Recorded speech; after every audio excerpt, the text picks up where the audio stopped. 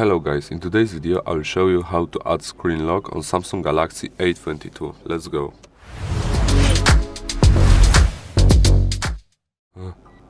Okay, so the first thing we will do is we will go to settings here, then we will look for lock screen here, screen lock type here, and we can choose, or do we want a pattern, pin, password, or none. Okay, so pattern looks like this, so I can choose a pattern.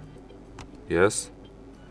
Pin is a pin number, so 1 2 3 4 5 or something like that.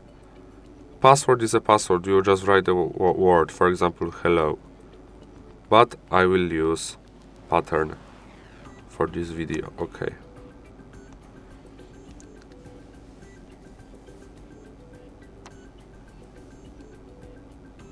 Okay.